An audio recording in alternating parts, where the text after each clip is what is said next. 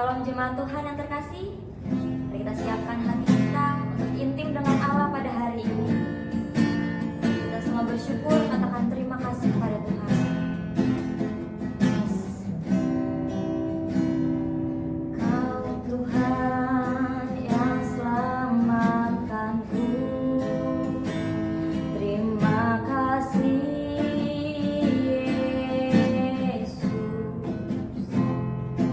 Kau Tuhan yang pulihkanku. Terima kasih.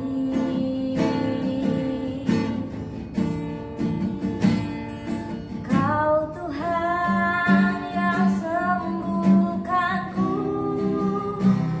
Terima kasih Yesus. Kau Tuhan memberkatiku. Terima kasih. Oh, segala pujian dan syukur hanya bagimu Yesus. Dengan apakah ku balas kasih-Mu?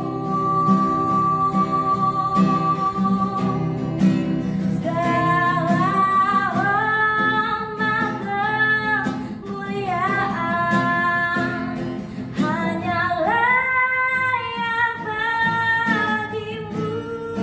Ku sembah Yesus seumur hidupku.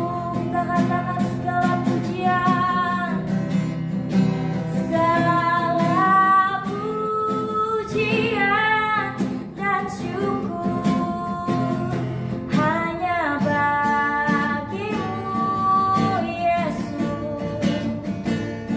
Dengan apakah ku balas kasih-Mu? Segala hormat kemuliaan hanya layak bagimu. Ku sembah Yesus seumur hidupku. Ku sembah Yesus. Ku sembah Yesus seumur hidupku. Ku sembah. Ku sembah Yesus seumur hidupku. Haleluya Tuhan. Terima kasih Tuhan Yesus untuk hari ini Tuhan. Kami siap Tuhan mendengarkan isi hati-Mu lewat renungan hari ini. Kami siap Tuhan diubahkan. Di dalam nama Yesus. Haleluya. Amin. Shalom Bapak Ibu Saudara-saudari, kita berjumpa lagi pada perenungan intim dengan Allah. Pada hari ini, hari Kamis, tanggal 31 Agustus 2023. Kita akan mendengarkan dan merenungkan sebagian daripada firman Tuhan yang bertemakan Allah membaharui janjinya. Saya harap Bapak Ibu Saudara-saudari sudah membacanya terlebih dahulu dalam kitab Yehezkiel pasal 16 sampai 17. Saya akan membacakan dalam Yehezkiel 16 ayat 60 sampai 63. Tetapi aku akan mengingat perjanjianku dengan engkau pada masa mudamu, dan aku akan meneguhkan bagimu perjanjian yang kekal. Barulah engkau teringat kepada kelakuanmu, dan engkau merasa malu. Pada waktu aku mengambil kakak-kakakmu, baik yang tertua maupun yang termuda, dan memberikan mereka kepadamu menjadi anakmu, tetapi bukan berdasarkan engkau memegang perjanjian. Aku akan meneguhkan perjanjianku dengan engkau, dan engkau akan mengetahui bahwa akulah Tuhan. Dan dengan itu engkau akan teringat-ingat yang dulu dan merasa malu, sehingga mulutmu terkatup sama sekali karena nodamu. Waktu aku mengadakan pendamaian bagimu karena segala perbuatanmu. Demikianlah firman Tuhan Allah. Mengapa perjanjian Allah begitu penting? Dalam Alkitab, khususnya perjanjian lama, perjanjian Allah merujuk kepada inisiatif Allah untuk mengikatkan dirinya kepada umatnya sebagai pelindung, penjaga, dan pemelihara yang kekal. Perjanjian ini didasarkan bukan karena kebaikan umat, tetapi karena kemurahan Allah sendiri. Perjanjian inilah yang menjadi dasar yang tak terhapuskan bahwa Allah tidak akan pernah meninggalkan umatnya. Allah selalu membaharui janjinya. Allah bukan hanya mendengar umat yang berseru kepadanya, Ia juga mengingat perjanjiannya. Seringkali orang berjanji kepada kita ketika kita membutuhkan dan Ia lupa kepada janjinya. Atau kita yang lupa bahwa kita pernah berjanji kepada anak-anak kita, tetapi Allah tidak pernah lupa kepada janjinya. Ia mendengar dan Ia akan melakukannya. Tuhan setia pada janjinya di tengah ketidaksetiaan umatnya. Inilah kebenaran yang perlu kita ingat melalui perenungan hari ini. Di tengah segala kekacauan dan ketidaksetiaan manusia, Allah setia. Ia mengingat janjinya dan menepatinya. Itulah pengharapan kita yang seringkali gagal dan tidak mentaatinya. Bahwa kita dipegang oleh Allah yang setia.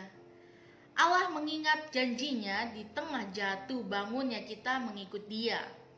Kita tidak dibuang dan ditinggalkan.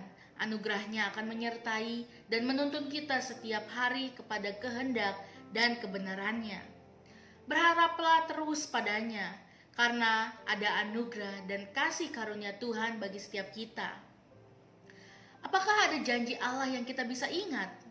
Tanpa mengingat bahwa Allah adalah Allah yang berjanji, maka kita tidak akan memiliki pengharapan apapun kepada Allah. Ada banyak orang percaya yang kadang keliru memaknai janji Tuhan, yaitu orang-orang yang terus mengklaim janji Allah. Mereka hidup di dalam perasaan yang menggebu-gebu, tapi salah di dalam memahami apa yang Allah janjikan. Yang keliru lainnya adalah orang-orang yang tidak tahu kalau Allah telah berjanji. Ini adalah kelompok orang-orang yang tidak peduli Allah dalam kehidupan mereka. Tetapi yang benar adalah Allah sungguh-sungguh berjanji. Allah berjanji akan memelihara anak-anaknya, tetapi bukan memberikan kelimpahan harta kekayaan. Allah juga berjanji akan membentuk anak-anaknya dan bukan memberikan kemudahan dan kelonggaran hidup. Dan Allah juga berjanji bahwa rencana keselamatannya dan sejarah kedatangan kerajaannya akan terus terpelihara dan menjadi genap pada waktunya. Janji yang berpusat pada kerajaan Allah, bukan pada individu-individu. Mari mengingat bahwa Allah adalah Allah yang berjanji. Tetapi biarlah kita juga ingat kalau Dia adalah Allah yang berdaulat, menentukan apa yang mau Dia janjikan dan bagaimana Dia menggenapi apa yang Dia janjikan. Marilah kita melatih diri untuk melihat janji Allah di dalam Alkitab secara keseluruhan. Apa yang Allah nyatakan atau kerjakan di dalam Alkitab, dan apa yang paling mendominasi di bagian Alkitab. Bukankah Alkitab banyak diwarnai oleh sejarah keselamatan yang Allah kerjakan mulai dari memanggil Adam, Israel, dan orang-orang percaya? Bukankah sejarah keselamatan berfokus kepada satu pribadi yang bernama Yesus Kristus? Bukankah menyatakan kemuliaan anak tunggal Allah adalah dorongan yang paling besar di dalam diri Allah? Jika hal-hal tadi telah kita sepakati, maka marilah kita mengkaitkan hidup kita dengan seluruh rencana kekal Allah. Totalitas rencana keselamatan menjadi wadah untuk kita memahami apa yang Tuhan janjikan bagi kita. Biarlah kita tidak menjadi orang-orang yang berpusat pada diri sendiri. Hanya tahu diri sendiri, pergumulan diri sendiri, kesulitan diri sendiri, tetapi tidak pernah belajar mengkaitkan apapun dengan rencana kekal Allah yang telah Allah nyatakan di dalam Alkitab. Baik kehidupan kita, pekerjaan, pengetahuan, relasi, keluarga, uang, pergaulan sosial, semua harus berkaitan dengan rencana Tuhan untuk menyatakan anak tunggal Allah, yaitu Tuhan Yesus Kristus sebagai satu-satunya jalan keselamatan. Marilah kita berjanji untuk melihat seluruh rencana besar Allah di dalam Alkitab agar kita dapat mempunyai pengertian total atas seluruh sejarah. Dari situlah baru kita dapat memulai melihat bagaimana hidup kita dapat dikaitkan dengan sejarah keselamatan Allah. Allah yang kita sembah bukanlah pribadi yang ingkar janji. Jangankan untuk janji firman yang ia sampaikan dalam durasi di bawah 1 dekade, firman-Nya jelas berkata bahwa Allah mengingat akan perjanjiannya, bahkan hingga 1000 angkatan. Ini berarti bahwa janji Allah itu kekal. Allah mengingat akan setiap janji firman-Nya kepada umat-Nya. Bukankah hal ini menenteramkan hati serta meneguhkan iman dan pengharapan kita? Penggenapan janji Allah bertujuan untuk 3 hal. Yang pertama, agar kita bisa bersyukur kepada Allah. Yang kedua, agar kita dapat menyerukan namanya. Dan yang ketiga, kita dapat bersaksi akan perbuatan ajaib Allah kepada orang lain.